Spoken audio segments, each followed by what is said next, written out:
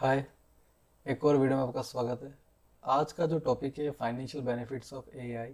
इसके अंदर मैं सिर्फ सैलरी की बात नहीं करूँगा, मैं जितने भी एडवांटेज है financially airport authority of India के उस पर बात करने वाला हूँ। और जितना मैं इन डेप्थ इस वीडियो में बात करने वाला हूँ उतना इन डेप्थ बहुत कम लोग ही बात करते हैं इसके बारे में। तो अपन ज़्यादा टाइम ख़राब नहीं करेंगे, वीडियो शायद थोड़ा लंबा हो सकता है। अगर आपको मेरी आवाज़ स्लो लगती है तो आप इसको 1x 2x 3x जितने पे चाहे उतने पे करके देख सकते हैं। और यहाँ पर एआई का मैं मैक्सिमम पार्ट ऑफ फाइनेंस यहाँ पे कवर करने की कोशिश करूँगा।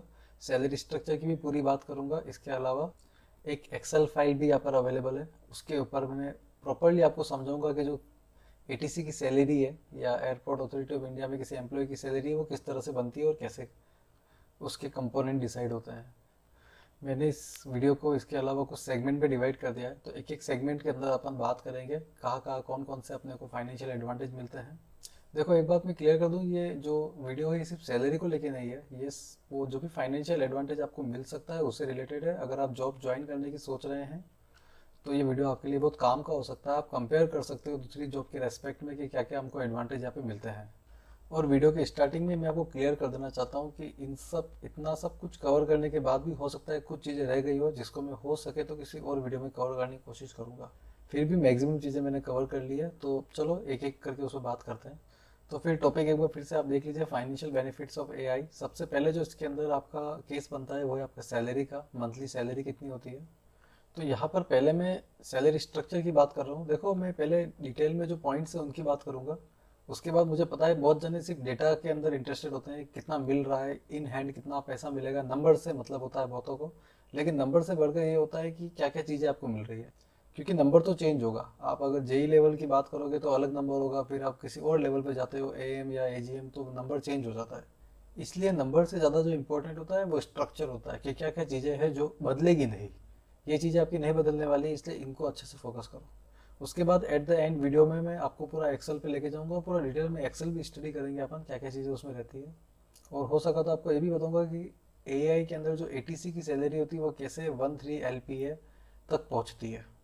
अब यहाँ से आगे मुझे काफ़ी स्पीड लेनी पड़ेगी क्योंकि बहुत सारी चीज़ें हैं इसके अंदर, वीडियो के अंदर बहुत लंबा वीडियो हो सकता है, बहुत स्पीड से अपने को चलना पड़ेगा। सबसे पहले अपन बात करते हैं सैलरी स्ट्रक्चर के अंदर क्या क्या कंपोनेंट रहते हैं। सो फर्स्ट ऑफ ऑल यहाँ पर बेसिक पे होता है। जैसे जेई लेवल पे 40,000 है, एएम पे 50,000 होता है। इस तरह से बढ़ता रहता है, हाईएस्ट ही 1,40,000 तक जाता है। और इसके अंदर हर साल 3% का ग्रोथ होता है। जैसे कि 40,000 का 3% यानी कि 1,200 रुपये की ग्रोथ से ये बढ़ेगा। तो ये बेसिक पे है, लेकिन ध्यान रहे बेसिक पे वो सैलरी नहीं होती है जो आपको हाथों में मिलने वाली है। इसमें और भी चीज़ें ऐड होती है, वो चीज़ें क्या क्या ऐड होती है, लेकिन जो भी ऐड होता है वो बेसिक के अकॉर्डिंग होता है। तो सबसे पहले इसके अंदर डीए ऐड होता है। ये एक तरह का महंगाई भत्ता होता है। नए वेतन आयोग के साथ में ये जीरो हो जाएगा, लेकिन फिलहाल ये 51.8% ऑफ बेसिक पे का है। तो जो भी आपको बेसिक पे दिख रहा है उसका 51.8% अगर निकालेंगे वो आपका डीए बन जाएगा। फिर इसके अंदर एचआरए होता है, हाउस रेंट अलाउंस होता है, जो 10%, 20%, 30% मैंने इसलिए लिखा है क्योंकि ये अलग अलग शहरों में, अलग अलग सिटीज़ में अलग अलग होता है। अगर बहुत छोटे शहर है तो वहाँ 10% होगा, थोड़े मीडियम साइज़ के डिस्ट्रिक्ट है यानी शहर है, सिटी है, तो वहाँ पर 20% होगा, और मेट्रोज है, बहुत ही बड़े शहर है, तो वहाँ 30% एचआरए होता है। और ये 10, 20, 30% किसका होता है, ये भी बेसिक पे का होता है। ये सारा अमाउंट जो होता है बेसिक पे के साथ ही चलता है। तो ये जो तीन चीज़ें हैं तो लगभग हर गवर्नमेंट जॉब में कॉमन है।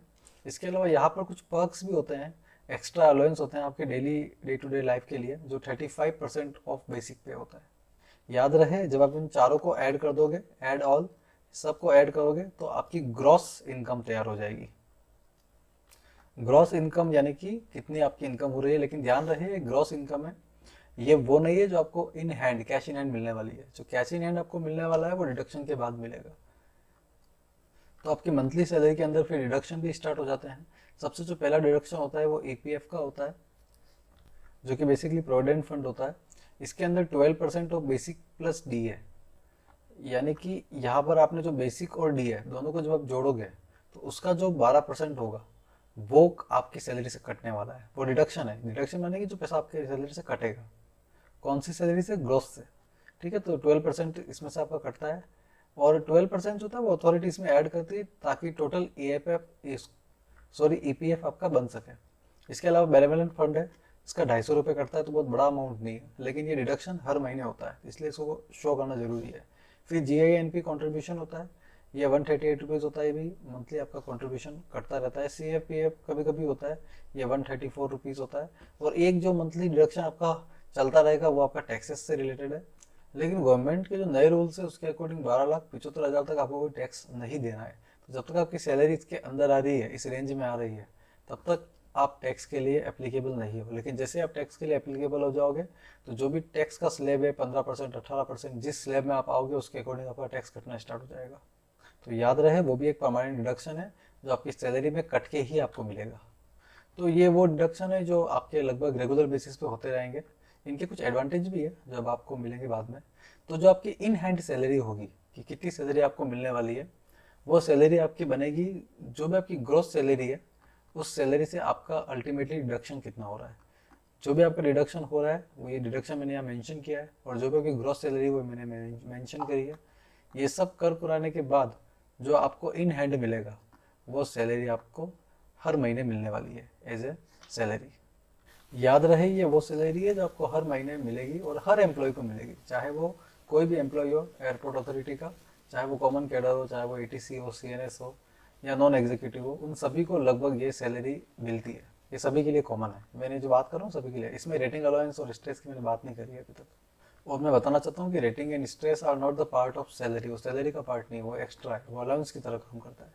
तो ऐसे ही कौन कौन से अलाउंस आपके होते हैं मैं उनके बारे में बात कर लेता हूँ। देखो यहाँ पर मैं अलाउंस की बात कर रहा हूँ सिर्फ, ठीक है, मैं बहुत डिटेल में किसी की बात नहीं कर रहा हूँ कि कौन सा कितना मिलता है, क्या मिलता है, कैसे मिलता है। अगर किसी पर्टिकुलर अलाउंस के बारे में आपको जानना होगा तो मैं डिटेल में उसका वीडियो बना दूंगा, बट मैं यहाँ पर शॉर्ट में बात करूंगा क्योंकि वीडियो मुझे पता है बहुत लंबा होने वाला है। यहाँ पर डिस्कशन के बहुत सारे पॉइंट्स हैं। तो एक्स्ट्रा अलाउंसेस आपको कौन कौन से मिलेंगे, एक बार मैं फिर से बोलूँगा कि जो अलाउंस है ये सभी एम्प्लॉय के लिए एक जैसे ही है। इसमें मैं ATC CNS को डिवाइड नहीं कर रहा हूँ, सिर्फ डिफरेंस जो है वो रेटिंग और स्ट्रेस अलाउंस का ही है। बाकी जो भी फैसिलिटी है वो एयरपोर्ट अथॉरिटी ऑफ इंडिया की तरफ से मिलने वाली फैसिलिटी है जो सभी को मिलेगी। तो यहाँ पर दूसरी बात अपन करते हैं सबसे पहले अलाउंसेस की। तो सबसे पहला अलाउंस है आपका नाइट अलाउंस, यानी कि अगर आप नाइट शिफ्ट में ड्यूटी करते हो तो उसका एक अलग से एक्स्ट्रा अलाउंस होता है जो लगभग 370 रुपीज़ पर नाइट होता है। तो अगर इसे आप 5 नाइट्स भी करते हो तो लगभग 1850 रुपये कुछ आपके बन जाएंगे। ये मैंने किसी रफ एवरेज निकाला है, नाइट्स कितनी भी हो सकती है, 4, 5, 6, 7, लेकिन बहुत ज़्यादा भी नहीं हो जाएगी। तो पर मंथ के हिसाब से अगर देखें अपन, पर मंथ के हिसाब से तो ये कुछ आपका नाइट अलाउंस आपका बनेगा। उसके बाद मेडिकल स्कीम का एक अलाउंस होता है जो हर 3 महीने के लिए होता है, फॉर 3 मंथ्स, यानी 3 महीने का आपको एक मेडिकल अलाउंस मिलता है जो लगभग लगभग JEE लेवल पे 16478 यानी लगभग 16,000, 16,500 आप कह सकते हो, ये JEE लेवल पे होता है। तो जैसे जैसे स्केल बढ़ेगा ये अमाउंट जो है आपका ग्रो करता जाएगा। तो इसको अगर अपन रफली कैलकुलेट करें तो लगभग 5,492 रुपये per month, 5,492 rupees per month के हिसाब से चला जाएगा।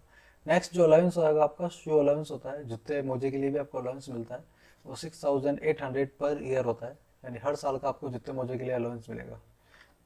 फिर आपका स्पेक्स अलाउंस है, यानी कि चश्मे वगैरह के लिए आपको अलाउंस मिलता है, ये लगभग 22,000 रुपये होता है, लेकिन ये 2 साल के लिए होता है।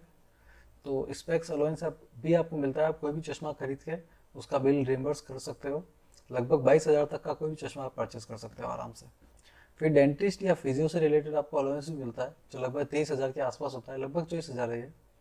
तो ये जो होता है इसका भी तरीका सेम ही है, आप डेंटिस्ट से या फिजियो से बिल लेकर अपना काम कर, तो आप चाहो तो स्पेक्स अलाउंस और डेंटिस्ट अलाउंस के लिए भी अप्लाई कर सकते हो। इसके लिए आपको पर्टिकुलर अप्लाई करना पड़ेगा, अप्लाई करने के लिए आपके पास बिल होना चाहिए, इन दोनों के लिए आपको आपके पास बिल होना चाहिए।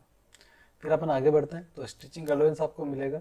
स्टिचिंग अलाउंस जो होता है वो 21,000 पर 3 ईयर, यानी कि 3 साल में एक बार आपको 21,000 मिलेगा।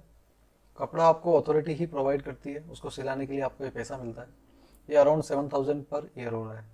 फिर मोबाइल अलाउंस आपको मिलेगा 8,000 पर 3 ईयर्स। इसके अंदर वही बात है, 3 साल के लिए कोई भी मोबाइल परचेज करने के लिए आपको 8,000 रुपीज़ मिलेंगे, इसके लिए आपको बिल लगाना पड़ेगा। ब्रीफ केस अलाउंस के लिए भी आपको बिल लगाना पड़ेगा, ब्रीफ केस का अलाउंस है 3,500 पर 3 ईयर, यानी कि भी 3 साल में एक बार आपको मिलेगा, हर साल मिलने वाली चीज़ नहीं है। तो ये कुछ अलाउंस है जो आपको मिलेंगे अगर आप इनके लिए अप्लाई करते हो या आप इनके लिए एलिजिबल हो, आप बिल वगैरह सबमिट करते हो तो आपको ये मिलेंगे ही मिलेंगे। फिर कैश प्राइस जो है ये स्पेसिफिक हो सकता है, मैं नहीं कहता ये सबको मिलेगा, जैसे कि मुझे एक बार कैश प्राइज़ मिला था और कईयों को मिलता भी है।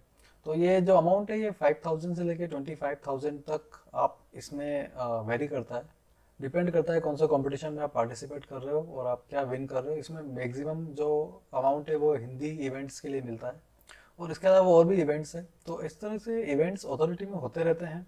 अगर आप इवेंट्स में पार्टिसिपेट करते हो तो आपको इस तरह के कुछ कैश प्राइज मिलेंगे, बिल्कुल आपको पैसा मिलेगा। तो मैं इसलिए बोल रहा हूँ कि स्पेसिफिक है, अगर आप पार्टिसिपेट करोगे तो मिलेगा, बाकी आपको नहीं मिलेगा। फिर अर्न लीव है जिसको ईएल अपन बोलते हैं। तो ये लगभग 30 लीव्स होती है पर ईयर, हर साल आपको 30 लीव मिलेगी। लेकिन इसकी इंटरेस्टिंग बात यह है कि अगर आप इस लीव को यूटिलाइज नहीं करते हो, इसको आप यूटिलाइज नहीं करते हो तो आप इसको एनकैश कर सकते हो। और एनकैश अगर आप करते हो तो ये लगभग लगभग उस समय का जो बेसिक और डीए है उसकी रेट पर आपको आप इसको एनकैश करा सकते हो। तो यहाँ पे मैंने एक रफ एस्टिमेट लगाया, कोई जेई लेवल पे अगर इसको एनकैश कराता भी है तो उसको लगभग 60,000 रुपये सालाना अर्न लीव के मिलेंगे। याद रहे ये आपको तभी मिलेगा जब आप लीव्स को एनकैश कराते हो, यानी इसको कैश में आप कन्वर्ट करते हो। वो आपको ऑफिशियल ही करना पड़ेगा। और हाँ, कोई कंजूस टाइप का आदमी है, छुट्टियां बचाना चाह रहा है या फिर किसी को जरूरत ही नहीं छुट्टी लेने की, तो वो चाहे तो जाहिर सी बात है कि इन छुट्टियों को अपने मनी में कन्वर्ट करके यूज़ कर सकता है। तो एक तरह से ये फाइनेंशियल एडवांटेज की कैटेगरी में ही काउंट होगा। फिर इसके बाद में आता है पीआरपी। पीआरपी के लिए आपको कम से कम 3 साल निकालने पड़ेंगे अथॉरिटी के अंदर। कारण ये है कि ये ईयर का जो भी प्रॉफिट होता है उसके अकॉर्डिंग एम्प्लॉयज़ के अंदर डिवाइड होने वाला अमाउंट है। तो इसके अंदर अथॉरिटी जहाँ से भी प्रॉफिट करती है, कैसे भी प्रॉफिट करती है वो, तो उसका जो अमाउंट बनता है प्रॉफिट वो डिवाइड कर देती है अपने एम्प्लॉयज़ के बीच में। तो वो जो डिवीज़न होता है जब एम्प्लॉयज़ में डिवाइड होता है तो वो कुछ अमाउंट आपको मिलेगा, ये सालाना होता है। तो सालाना ये जाहिर सी बात है अलग अलग स्केल पे अलग अलग अमाउंट मिलता है। तो एवरेज अगर निकालेंगे अपन तो 60 से 70 हज़ार का एवरेज रहता है। इसकी पूरी लिस्ट आती है, एक लंबी चौड़ी पूरी फाइल आती है। तो उसमें एवरेज जो मैंने निकाला है चैट जीपीटी से, तो लगभग 60 से 70 हज़ार का एवरेज आ रहा था। तो मैंने एवरेज अमाउंट ले लिया है, बट ये वेरी करता है, कम ज़्यादा कुछ कितना भी हो सकता है। किसी बड़े लेवल पे ये 1-2 लाख तक भी चला जाता है और छोटे लेवल पे 40-45 हज़ार तक भी जा सकता है। पर हाँ, सालाना कुछ अमाउंट आपको एक्स्ट्रा मिलेगा पीआरपी की फॉर्म में, ये बात आपका डन है। फिर अब मैं आ जाता हूँ स्पेसिफिक अलाउंस जो एटीसी के लिए है, वो है रेटिंग अलाउंस। रेटिंग अलाउंस जो होता है वो स्पेसिफिकली एटीसी के लिए ही होता है। ये लगभग लगभग 14,000 से लेकर 50,000 रुपये तक हो सकता है। अब यहाँ पे मैं आपको बताने नहीं बैठ सकता कि कितने तरह की रेटिंग होती है, कितना कितना अमाउंट उसके लिए मिलता है, बहुत लंबा हो जाएगा ये। लेकिन हाँ, एक मिनिमम से लेके मैक्सिमम मैंने ले लिया है कि मिनिमम अलाउंस आपको 14,000 टावर अलाउंस आपको मिल जाएगा और मैक्सिमम आपको 50,000 रुपये मिल सकता है। तो ये रेटिंग अलाउंस आपको मिलता है, ये भी मंथली होता है, पर मंथ।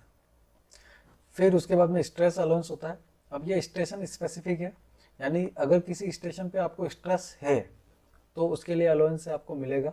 अब स्ट्रेस तो हर स्टेशन पे, क्योंकि काम तो आपको करना ही है, जहाज को लैंड कराने में स्ट्रेस तो लगता है। पर जहाँ पर मूवमेंट ज़्यादा होता है, एक फिक्स क्राइटेरिया है 50-60 जो भी मूवमेंट है उससे ज़्यादा होना चाहिए, तो वहाँ पे आपको स्ट्रेस अलाउंस मिलेगा। तो ये मिलना स्टार्ट होगा वहाँ से। तो ये मिनिमम मतलब अलाउंस कितना भी 25% से लेके 100% तक कुछ आपका अलाउंस आपका बन के आएगा। और ये 25 to 100% किसका होता है, ये रेटिंग अलाउंस का होता है। जो भी रेटिंग अलाउंस आपको मिल रहा है, जैसे आपको मैक्सिमम रेटिंग अलाउंस अगर 50,000 मिल रहा है, 50,000 अगर रेटिंग अलाउंस है तो अगर 100% कहीं पे स्ट्रेस मिलता है तो 50,000 आपको स्ट्रेस अलाउंस भी मिल जाएगा, यानी टोटल आपको लगभग 1 लाख मिल जाएगा। ये मंथली है और ये एक्स्ट्रा अलाउंस आप कह सकते हो, एक्सक्लूडिंग सैलरी। तो आपकी सैलरी लाख 1.5 लाख जो भी हो उसके अंदर ये एक्स्ट्रा अलाउंस सीधा ऐड हो जाएगा। 1 लाख 2.5 लाख अगर आपकी सैलरी तो 3.5 लाख बच जाएगी। पर इसमें एक और बात है, टैक्स भी कटेगा। रेटिंग अलाउंस टैक्सेबल होता है, तो 1 लाख में से जाहिर सी बात है 20-25 हज़ार आपके टैक्स से कट जाएंगे। उसके बाद जो आपको अमाउंट मिलेगा वही आपके इन हैंड में जाएगा। रेटिंग अलाउंस मिलने के बाद में जो रेटिंग अलाउंस है वो पार्ट ऑफ आपका ग्रॉस सैलरी बन जाएगा, क्योंकि वो आपको कंटिन्यूसली मिलेगा। तो हर मंथ मिलेगा तो आपका पार्ट ऑफ ग्रॉस ही बन जाएगा, मान के चलो आप। तो it will no more an allowance, और वो एक सैलरी बन जाएगा। नेक्स्ट अपन बात कर लेते हैं कुछ एक्स्ट्रा बेनिफिट्स की। याद रहे ये भी कुछ फाइनेंशियल बेनिफिट्स ही है, तो इसमें मैं जल्दी बात करूंगा। ट्रांसफ़र होते वक्त क्या क्या बेनिफिट आपको मिलता है, जैसे फैमिली या खुद के जो ट्रैवल टिकट्स होते हैं वो आपको अथॉरिटी की तरफ से पेड होते हैं। ट्रेन के सेकंड एसी के डबल तक का सारा जो अमाउंट होता है वो ये पे कर देते हैं। इसके अलावा कार और बाइक अगर आप लेके जाते हो तो कार का 24 रुपीज़ पर किलोमीटर और बाइक का 12 रुपीज़ पर किलोमीटर के अमाउंट से आपको पे करेंगे डिस्टेंस के अकॉर्डिंग, आपका ट्रांसफ़र कहाँ से कहाँ होता है, कितना डिस्टेंस है। फिर बेसिक और डीए जो होता है 30 डेज़ का, ये आपको एडवांस में पे कर देते हैं। बेसिक और डीए जो होता है ये आपको पे करते हैं। फिर जो कंपोजिट डीए आपका बनता है 30 डेज़ का, उसका एक ग्रांट बना के आपको साथ में देते हैं, यानी ये आपको मिलेगा ट्रांसफ़र के टाइम पे। ट्रांसफ़र जब आपका होगा तो आपको मनी के तौर पे क्या क्या मिलने वाला है, ठीक है। आपको बेसिक और डीए का 30 दिन का बेसिक और डीए आपको मिलेगा और एक ग्रांट मिलेगा, यानी कि डीए जो होगा उसका एक ग्रांट आपको मिल जाएगा। इसके अलावा जितने भी ट्रांसपोर्ट वगैरह होते हैं वो सारा आपको इनकी तरफ से ही मिलेगा। आप उसका बिल लगा के आप उसका पैसा ले सकते हो। वो कुछ स्पेसिफिक लीव आपको मिलेगी, ये 8-10 दिन की कोई लीव होती है जो आपको मिलेगी आराम से ट्रांसफ़र के लिए। सेकंड जो इसका फाइनेंशियल एडवांटेज है वो कि होटल आप बुक कर सकते हो टूरिस्ट प्लेस के ऊपर, यानी टूरिस्ट प्लेस पे, जो कि 100 रुपीज़ पर डे के हिसाब से आप बुक कर सकते हो। ये अमाउंट लगभग नेग्लिजिबल है, क्योंकि किसी टूरिस्ट प्लेस पे जो होटल होता है वो काफ़ी कॉस्टली होता है, लाइक गोवा हो गया, तो वहाँ पर काफ़ी कॉस्टली होता है होटल। वहाँ पर आपको 100 रुपये पर डे में अगर होटल मिल रहा है अथॉरिटी की तरफ से तो ये बहुत बड़ी बात है। एक्चुअली होटल का कॉस्ट ज़्यादा ही होता है बट अथॉरिटी पे कर देती है, तो ये आपका फाइनेंशियल सेविंग है एक तरह से आपके लिए और फैमिली के लिए। तो उस वो आपको मिलेगा। टूर पैकेज आपको मिलेगा अगर आप टूर पे जाते हो, तो मैं इस बारे में कभी डिटेल में बात करूँगा, क्योंकि अथॉरिटी की तरफ से आपको साल में 1-2 टूर तो आपको मिल जाएंगे। टूर मतलब घूमने की बात नहीं हो रही है, यहाँ पर आपको किसी भी काम से भेजा जा सकता है, ऑफिशियल काम से, तो उसके लिए आपको पैसा मिलता है। तो साल में अगर आप 4 बार भी जाते हो तो 4000 पर डे के हिसाब से आपको पे मिलता है। यानी कि मान लेते हैं 4 दिन के टूर पर रहे तो 16,000 आपको डीए मिल जाएगा, और ट्रैवलिंग आने जाने का पैसा तो आपको मिलेगा ही मिलेगा। तो ये भी आपका एक्स्ट्रा इनकम की तरह हो सकता है अगर टूर आपको मिलता है। और एटीसी स्केल के ऊपर अगर मैं बात करूँ तो टूर मिलता है, काफ़ी सारे टूर मिलते हैं अलग अलग केस में, लाइक सूडो पायलट हो गया, कोई कोर्स में आप चले गए, बहुत सारे टूर होते हैं इसके अंदर, तो उसके लिए आपको पैसा मिलता है। फिर जो मेथड मेडिकल पैथोलॉजी बिल होते हैं, 3,000 से ऊपर के जो भी बिल होंगे वो आपको रिम्बर्स हो जाएंगे, तो ये भी आपकी फाइनेंशियल सेविंग है। आपको एमआरआई सीटी स्कैन बड़े बड़े जो आप जांचें वगैरह आप कराते हो तो उसका बिल बड़ा बन के आता है, तो वो आपको रिम्बर्स हो जाएगा। आप उसके बिल लगा दोगे तो आपको रिम्बर्स हो जाएगा, तो ये आपका फाइनेंशियल एडवांटेज हो गया। फिर इसके अलावा मेडिकल बेनिफिट तो आपको मिलता ही मिलता है, और ये अपने आप में एक बहुत बड़ा फाइनेंशियल सेविंग है, क्योंकि आपको पता है कि इमरजेंसी में जब भी आप किसी हॉस्पिटल में जाओगे तो मिनिमम से मिनिमम भी 25 से 50 हज़ार आपके एक बार में लग जाएंगे उसके अंदर। तो वहाँ पर यहाँ पे ये सेविंग की तरह काम करता है। मेडिकल बेनिफिट आपको मिलता है किसी पैनल्ड हॉस्पिटल में, अथॉरिटी के पैनल हॉस्पिटल में अगर आप जाते हो इमरजेंसी के केस में, तो मेडिकल कार्ड होता है, उसके थ्रू आपका टोटली फ्री इलाज होता है। ये सिर्फ आपके लिए नहीं है, फैमिली के लिए भी होता है, आपके और आपके डिपेंडेंट्स के ऊपर, मदर फादर वाइफ वगैरह उनके लिए, बच्चों के लिए। तो वहाँ पर हॉस्पिटल में जितना भी खर्चा आएगा, जो भी खर्चा आएगा इमरजेंसी केस में अगर आप भर्ती होते हो तो वो सारा अथॉरिटी आपके पे करेगी, आपको अपनी जेब से कुछ भी देने की ज़रूरत नहीं है। बस आपको हॉस्पिटल में जो मेडिकल कार्ड होगा जो मिलेगा वो आपको शो करना होगा। इसके अलावा मेडिकल ऑप्शन आप ऑप्ट कर सकते हो अगर आपके बिल्स बहुत ज़्यादा है मेडिकल के। मान लो कि किसी के मेडिकल के बिल बहुत ज़्यादा है, जरूरी नहीं किसी पर्सन स्पेसिफिक के, उसके डिपेंडेंट के भी हो सकते हैं, लाइक किसी के फादर के, किसी के वाइफ के मेडिकल बिल बहुत ज़्यादा हो रहे हैं, जो अमाउंट मिलता है मेडिकल का उससे भी बहुत ज़्यादा हो रहे हैं, महीने के 20-30 हज़ार के बिल बन रहे हैं। तो ऐसे केस में क्या कर सकता है, वो बिल रिम्बर्स करा सकता है। यानी कि मेडिकली देखा जाए तो आप टोटली फ्री हो जाओगे इस नौकरी के अंदर, क्योंकि मेडिकली आपको कहीं भी कुछ पे करने की ज़रूरत नहीं है। इमरजेंसी केस में भी आपको पूरा सपोर्ट मिलेगा, अगर आपके बिल बहुत ज़्यादा होते हैं किसी क्रॉनिक डिजीज़ के अंदर भी आपको पूरा सपोर्ट मिलेगा। तो ये आपका एक पैसा सेविंग ही हो रहा है एक तरह से, आपको जो पैसा लगने वाला है वो बच रहा है। फिर इंश्योरेंस की स्कीम है, तो एआई के अंदर 10-11 तरह की अलग अलग स्कीम्स होती है, तो वो सभी स्कीम्स है उसके ऊपर अलग से एक वीडियो बनाया जा सकता है। लेकिन कुछ स्कीम लाइक ग्रुप इंश्योरेंस है, 75 टाइम्स ऑफ बेसिक उसके अंदर आपको मिलता है। अब किसी भी इमरजेंसी केस में आपकी फैमिली को जो सपोर्ट मिलेगा वो लगभग इतना अमाउंट आपको हमेशा मिलता ही मिलता है। 25 लाख का एक्सीडेंटल इंश्योरेंस होता है, इमीडिएट डेथ रिलीफ आपका 40,000 का रहता है। बाकी इसमें और भी चीज़ें होती हैं, क्योंकि 8-10 तरह की स्कीम है, हर एक स्कीम के बारे में यहाँ बात नहीं कर रहा हूँ मैं, लेकिन सब में कुछ ना कुछ पैसा डिस्ट्रीब्यूटेड है। फिर नेक्स्ट जो है रिटायरमेंट का बेनिफिट है। रिटायरमेंट पे क्या क्या बेनिफिट मिलता है, तो देखो कुछ बेनेवलेंट फंड आपका कटा था, आपने देखा होगा रिडक्शन के अंदर, तो उसके according 12,000 per month up to 8 years आपको मिलता है अथॉरिटी की तरफ से। फिर एक ग्रेचुइटी है, तो जो ग्रेचुइटी है वो आपको 25 से 30 लाख रुपए जो भी होगा, ये अभी की कंडीशन है। आज से 10 20 30 साल बाद उसका क्या हिसाब होगा कोई नहीं जानता। बाकी जो ईपीएफ में आपका जो पैसा जमा होता है वो भी आपको मिलेगा। वॉलेंट्री फंड अगर आप एक्स्ट्रा कुछ जमा करते हो तो वो भी आपको मिलेगा ही मिलेगा, है ना। वो आपकी मर्जी है, आपको जमा कराना चाहो नहीं कराना चाहो। तो यहाँ पर मैंने जो बेसिक बेसिक क्या क्या पैसा फाइनेंशियली आपको मिल सकता है उसके बारे में बात कर ली है। अब मैं आ जाता हूँ सबसे इम्पोर्टेंट अपने नंबर्स पे यानी कैलकुलेशंस पे आ जाता हूँ। तो मैं बात कर लेता हूँ अब अपनी एक्सेल फाइल की। तो ये एक्सेल फाइल है बनी हुई है आपकी। इसके अंदर आप देख सकते हो किस तरह से चीज़ें चल रही है। तो बेसिक पे और ये सब मैंने इसमें एज इट इज़ वही मेंशन किया है जो वहाँ मैंने मेंशन किया था, और टोटल अमाउंट बन के कितना आ रहा है वो भी मैंने लास्ट में यहाँ मेंशन किया है। ये सब अमाउंट आपको मिल मिला के कितना आपकी सैलरी बनती है सालाना या मंथली। क्योंकि एटीसी में से कहा जाता है कि जो बेसिक सीटीसी आपका होता है वो 13 लाख पर एनम होता है। तो 13 लाख पर एनम कैसे होता है वो भी आप देख सकते हो यहाँ पर। वो एक्चुअली आपका ग्रॉस और अलाउंस वगैरह सब जोड़ जाड़ के ही होता है। तो बेसिक पे का कंपोनेंट है, तो बेसिक पे अगर 40,000 आपका होगा तो ये सब आपके कंपोनेंट का अमाउंट होगा।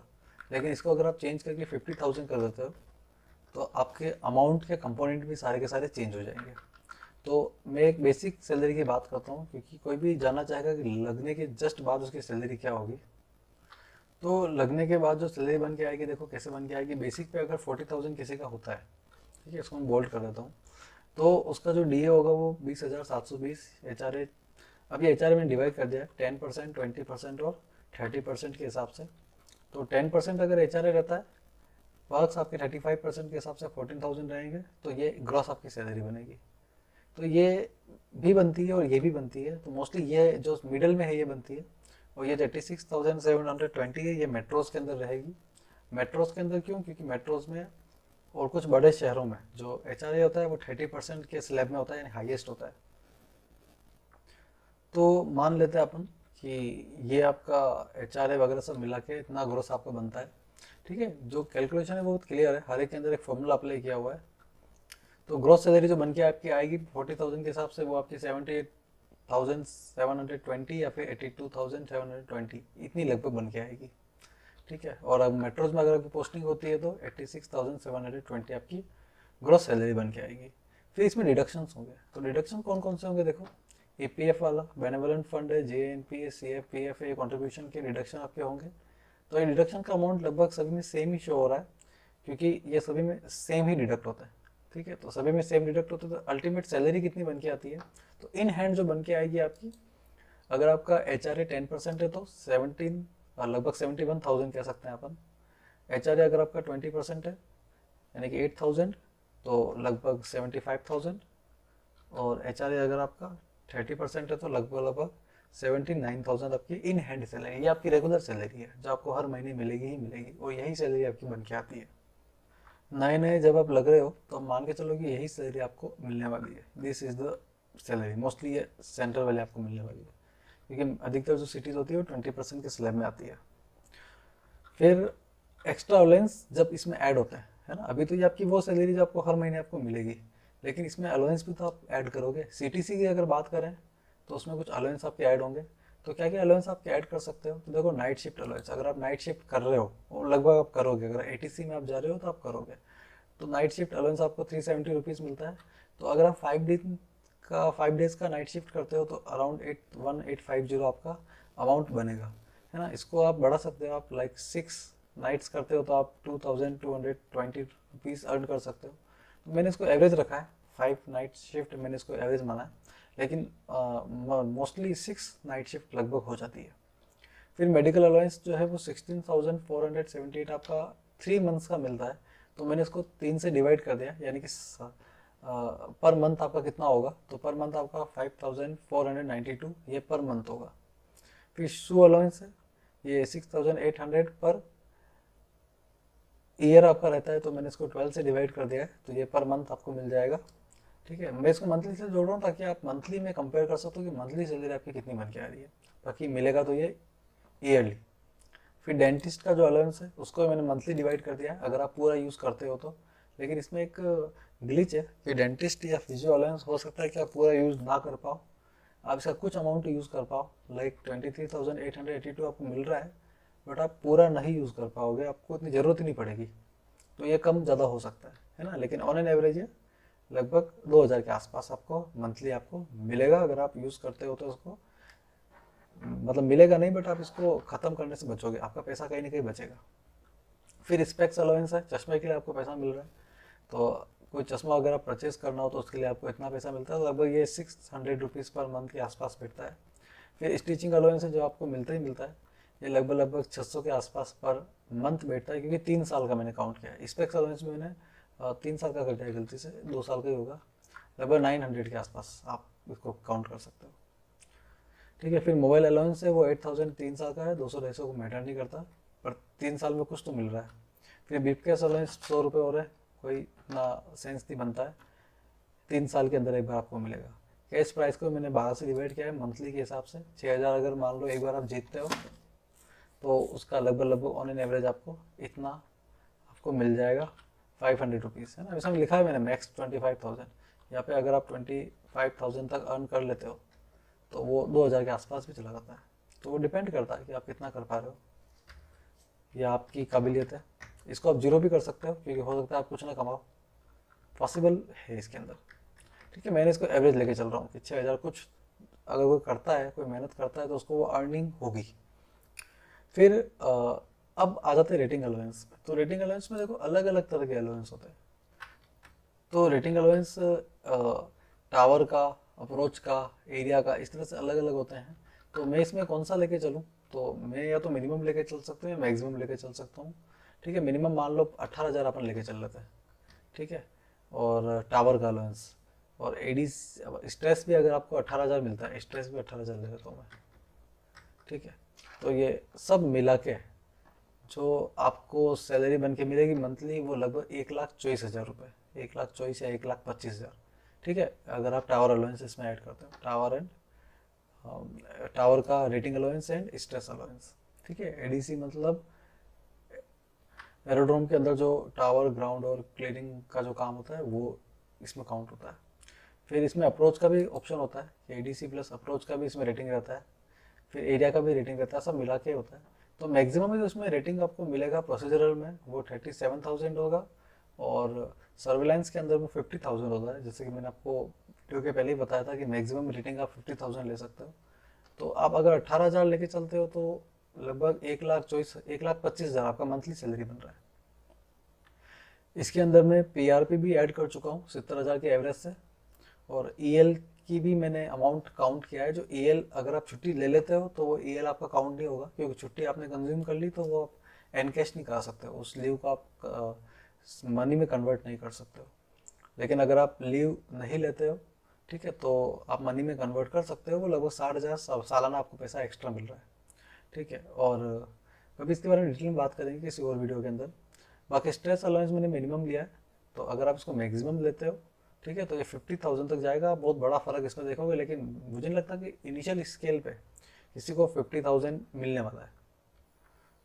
तो पीआरपी और ईएल को जोड़ के आपकी मंथली सैलरी 1,25,000, लगभग लगभग ईयरली सैलरी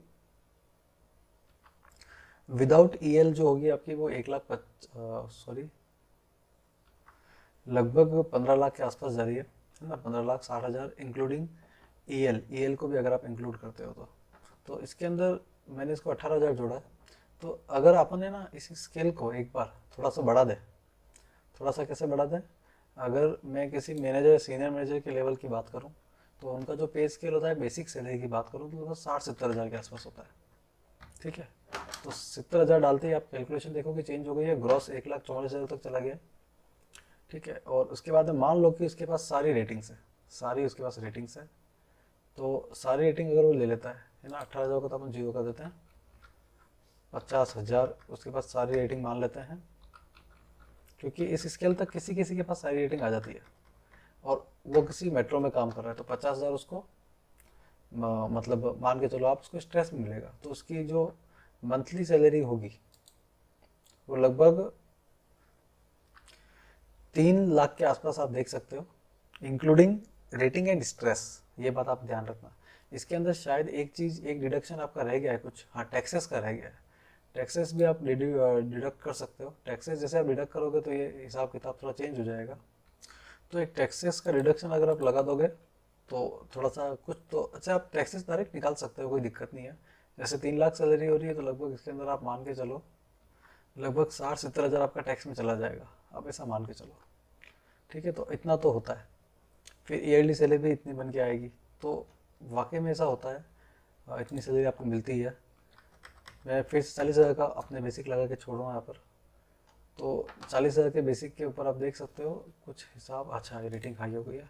रेटिंग अगर आप जीरो कर देते हो ना, रेटिंग मैंने जीरो कर दी, तो आपकी लगभग मंथली सैलरी 88,963 फिर भी आपकी बन के आ रही है, यानी कि 89,000। लेकिन आप रेटिंग और स्ट्रेस को आप जीरो नहीं कर सकते हो ना, क्योंकि रेटिंग और स्ट्रेस आपको कुछ ना कुछ तो मिलेगा मिलेगा। मिनिमम 18,000 तो आपको मिलेगा मिलेगा। हो सकता है स्ट्रेस ना मिले, बट रेटिंग तो आपको मिलेगा ही मिलेगा, क्योंकि आप छोटे से छोटे स्टेशन में लगोगे, वहाँ भी टावर का काम तो कम से कम होगा, तो इतना आपको रेटिंग मिलना ही मिलना है। तो ये सब अगर आप जोड़ते हो ना, इतना सा रेटिंग लगा के भी, तो आपकी सैलरी लगभग 13,44,000 के आसपास चली जाती है। और यही आपका CTC है ना, जो CTC बात करते हैं ना अपन, कि ATC में CTC जो बन के आता है 13 लाख LP अपन बोलते हैं, तो वो इस तरह से बन के आता है। सब चीज़ें इसमें जोड़ देते हो तो इसमें इतना हो जाता है। और ये ज़्यादा हो रहा है क्योंकि कुछ मैंने एक्स्ट्रा भी जोड़ा है, लाइक प्राइज मनी हो गया, कुछ चीज़ें जो अलाउंस तो है बट वो सबको नहीं मिलता, तो इसलिए वो थोड़ा ज़्यादा दिख रहा है। इसके अलावा ट्रांसफ़र बेनिफिट से मैंने उसके भी कुछ पैसे यहाँ पे ऐड किए हैं। मेरे अकॉर्डिंग वो कुछ मनी में काउंट होता है। तो ये जैसे कि 1 लाख, ये 12,000 है सॉरी, तो कुछ अमाउंट यहाँ पे है। और भी कुछ बहुत सारे टिकट्स, ट्रांसपोर्ट, इनके पैसे लगेंगे, वो भी मैंने मेंशन नहीं किया है। ठीक है, बाकी टूरिस्ट प्लेस के अंदर आप कितना पैसा सेव कर सकते हो, तो आप 12,500 रुपये सेव कर सकते हो अगर आप 5 दिन के लिए भी टूर पे गए जाते हो तो, मतलब घूमने जाते हो तो। क्योंकि होटल आप 100 रुपये में बुक कर रहे हो, तो कितना पैसा आप सेव कर रहे हो आप सोच सकते हो। इसके अलावा टूर पैकेज, अगर आप 7 दिन के लिए बाहर जाते हो तो 28,000 रुपये टूर पैकेज है। मेडिकल बिल मैंने मान के चला है कि साल में अगर आपको 2 बार भी मेडिकल में कुछ काम पड़ता है तो आप इतना पैसा आप सेव करते हो। ये पैसा मिल नहीं रहा है, ये कोई मिलने वाला पैसा नहीं है, ये इसमें सिर्फ ये पैसा मिलने वाला है टूर पैकेज, अगर वो टूर आपको मिलता है तो। ठीक है, और टूर ज़्यादा भी मिल सकता है। ये तो मैंने एक एवरेज लिया है, एक अपने हिसाब से एक रफ कैलकुलेशन, सबका एवरेज कर दिया मैंने। तो ये पैसा आपको मिल सकता है, अदरवाइज बाकी पैसा मिलना नहीं है, लेकिन वो पैसा आपका कहीं ना कहीं बचेगा। जैसे पैथोलॉजी बिल है आपका बिल, क्योंकि जांच तो आप कराओगे, आपकी नहीं है तो डिपेंडेंट की होगी, मदर फादर, बच्चे वाइफ किसी की भी हो सकती है, लेबोरेटरी टेस्ट वगैरह। तो 3,000 से ऊपर के जो बिल होंगे, एक आप अपनी जेब से दे रहे हो, एक आपको अथॉरिटी खुद पे कर रही है, तो आप पैसा सेव कर रहे हो, तो ये भी वही सेविंग का एक पार्ट है। बाकी इंश्योरेंस स्कीम और रिटायर बेनिफिट मैंने कुछ ऐड नहीं किया है, काफ़ी सारी चीज़ें ऑलरेडी हो गई है और वीडियो भी काफ़ी लंबा हो गया। इन सब के अलावा दोस्तों आपको ये बात भी ध्यान रखनी है कि नए वेतन आयोग के साथ में ही जो सैलरी है वो बढ़ जाएगा, बेसिक पे जो है वो बढ़ जाएगा। तो बेसिक कितने से बढ़ेगा, ये लगभग 60 to 70% का एक रफ आइडिया है। तो 70% आप मान लीजिए, लगभग इतना ये ग्रो करेगा। ठीक है, तो लगभग अभी 40,000 है, तो ये लगभग 70,000 के आसपास चला जाएगा।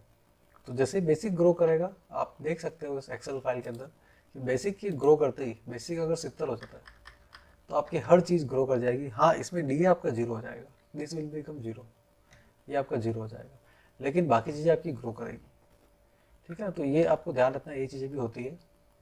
तो ये होने वाला है, मतलब अभी 1-2 सालों के अंदर इसके अंदर डेफिनेटली ग्रोथ होने, मतलब वेतन आयोग तो लगना ही लगना है। तो अगर सेंट्रल में लगता है तो वो सभी जगह पर अप्लाई होगा और उसका एडवांटेज सभी को मिलेगा। तो जाहिर सी बात है, सैलरी में अच्छी खासी ग्रोथ आपको देखने को मिलेगी। तो ये कितनी होगी, क्या होगी, इस बारे में मैं ज़्यादा डिस्कस अभी तो नहीं कर सकता, लेकिन इस एक्सेल फाइल के अंदर अगर आपको मॉडिफिकेशन करना है तो आप ये कर सकते हो कि आप डीए को जीरो कर सकते हो और बेसिक पे को आप लगभग 40 से 70 तक ले जा सकते हो, 70 अराउंड, 70 या फिर 65 तक तो मान लो आप, इतना आपका हो जाएगा। तो उसके बाद जो भी आएगा वो डिटेल यहाँ पे आपको दिख जाएगी। लेकिन याद रहे, कुछ और चीज़ें भी इसके अंदर ग्रो करेगी, लाइक मोबाइल अलाउंस है वो भी इसमें चेंज होगा। कुछ और भी अलाउंसेस है, लाइक शू अलाउंस है या फिर स्टिचिंग अलाउंस है या कुछ ब्रीफकेस अलाउंस है, इनमें भी चेंजेस आने चाहिए। ठीक है, और फिर जो चेंजेस होंगे वो सब आके फिर पता चलेगा कि सैलरी कितनी रहती है आपकी। ठीक है ना, तो ये सब चीज़ें आपको ध्यान रखनी है। इसके अलावा यहाँ पर मैं कुछ सैलरी स्लिप भी आपके सामने प्रेजेंट करना चाहता हूँ। ये कुछ सैलरी स्लिप है जो अलग अलग टाइम की है। इसमें ऊपर की डिटेल्स आपके काम की नहीं है, जो नीचे दे रखा है वो आप देख सकते हो। 2 कॉलम आपको दिखेंगे इसके अंदर अलग अलग। एक साइड अर्निंग है और एक साइड डिडक्शन है। आप देख सकते हो बेसिक पे दे रखा है, इसके अंदर डीए दे रखा है, एचआरए दे रखा है और पर्क्स दे रखा है। जैसा कि मैंने आपको बताया था 4 मेन कंपोनेंट, वो चारों कंपोनेंट यहाँ पे दे रखे हैं और इनके परसेंटेज के अकॉर्डिंग यहाँ पर जो बन सकता है वो यहाँ पर दे रखा है। कुछ अमाउंट आपको कम ज़्यादा दिखेगा एक्सेल शीट से, क्योंकि अभी डीए और एचआरए रिवाइज हुआ है। यहाँ पे आप क्लियरली देख सकते हो इन सबको जब आप ऐड करोगे तो लगभग 80,800 रुपीज़ का टोटल ग्रॉस बन रहा है। ये ग्रॉस सैलरी है। फिर इसमें डिडक्शन आएंगे, आपकी ईपीएफ का डिडक्शन आ जाएगा, जीआईएनपी बेनेवलेंट फंड का, और ये जो दो डिडक्शन आपको दिख रहे हैं मिससेलेनियस और सोसाइटी वाला, ये एक्चुअली पर्सनल डिडक्शन है। ये ज़रूरी नहीं है सबके हो, ठीक है। तो यहाँ पर इस सैलरी की स्लिप में तो ये है, तो ये डिडक्शन होकर 17,000 हो रहे हैं और ये नेट पे बन रहा है। लेकिन ये वो है जब इन दोनों को आप एक्सक्लूड कर रहे हो, मतलब इंक्लूड कर रहे हो। अगर एक्सक्लूड कर दोगे तो कुछ चेंज आएगा। तो मैं आपको दूसरी स्लिप भी दिखा देता हूँ एक बार। तो ये यहाँ पर दूसरी स्लिप मैंने दिखा दी है। तो आप देख सकते हो क्लियरली इसके अंदर बेसिक पे, डीए, एचआरए और जो पर्क्स कंसोलिडेटेड है वो सब दे रखा है। और इसमें आपको अमाउंट थोड़ा डिफरेंट दिखेगा। इसका रीज़न ये है कि ये रिवाइज्ड है, मतलब ये लेटेस्ट स्लिप है। बेसिक पे, डीए, एचआरए और पर्क्स जो है ये सब लेटेस्ट जो स्लिप है उसके अकॉर्डिंग। इसमें डीए और एचआरए का चेंज है ओनली। डीए जब चेंज होता है तो एचआरए भी चेंज होता है। फिर जो डिडक्शन है वो बेसिक डिडक्शन है, ईपीएफ है, जेएनपी और बेनेवलेंट फंड का डिडक्शन है, जो कि मैंने आपको बताया था कि ये डिडक्शन लगभग हर बार होंगे ही होंगे। तो वो डिडक्शन आपके सामने है सब। ये आपका ग्रॉस इनकम है, ये आपका डिडक्शन है और ये नेट पे सैलरी। तो लगभग इतनी सैलरी आपको बिगिनिंग में मिलने वाली है। ये बिगिनिंग लेवल की सैलरी होती है, इतना आपको इनिशियली मिलेगा ही मिलेगा। बाकी आप यहाँ पर देख सकते हो कुछ पार्ट आपका जो ईपीएफ कंट्रीब्यूशन है उसका प्रोविडेंट फंड में जा रहा है, कुछ पार्ट आपका पेंशन कंट्रीब्यूशन में जा रहा है। तो इस तरह से आपका पेंशन भी यहाँ पर तैयार होता रहता है। फिर यहाँ पर जो नाइट शिफ्ट अलाउंस है उसकी भी स्लिप मैं आपके सामने रख रहा हूँ। नाइट शिफ्ट अलाउंस का आप देख सकते हो कितना बनेगा।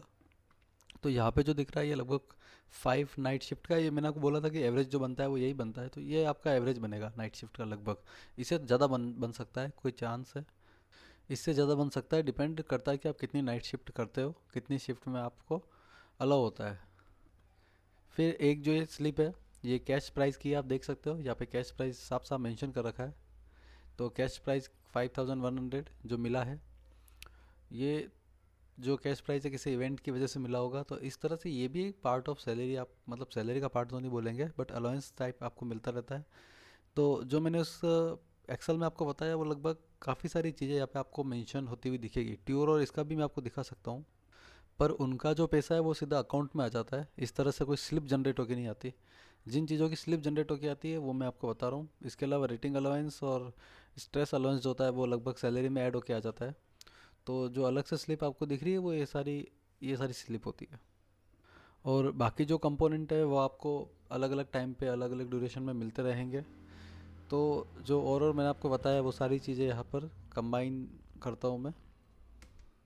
इससे रिलेटेड और भी कोई डाउट हो तो आप पूछ सकते हो, इसमें कोई प्रॉब्लम नहीं है। तो ये फुल डिटेल्ड वीडियो है। काफ़ी डिटेल में मैंने एक एक बात को इसमें बताने की कोशिश की है। बहुत ही फास्ट मैंने इसको पेस पे रखा है ताकि जल्दी से जल्दी इस वीडियो को मैं क्लोज कर सकूं, क्योंकि मुझे पता था ये वीडियो लंबा ही होने वाला है, कोई इसका कोई इलाज नहीं है।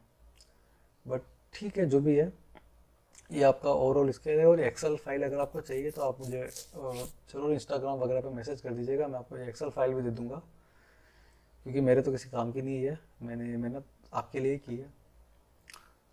तो बहुत बहुत धन्यवाद वीडियो में बने रहने के लिए, और हो सके तो चैनल को सब्सक्राइब जरूर कर दीजिएगा, और इच्छा हो तो आपके लाइक भी कीजिएगा। कुछ इससे रिलेटेड और भी वीडियो मैं बनाऊंगा, क्योंकि कुछ चीज़ें जानना बहुत ज़रूरी है सभी के लिए, जैसे कि pros and cons of AI, क्या क्या फ़ायदे नुकसान है, और बहुत सारी चीज़ें ऐसी है जो नहीं पता है लोगों को कि इसमें काम करते हुए क्या क्या डिफ़िकल्टीज आती है, तो उसके बारे में भी बात करूँगा। बाकी अभी फ़िलहाल जो वीडियो है वो यहाँ तक ही है। बहुत बहुत धन्यवाद आपका वीडियो बनाने के लिए।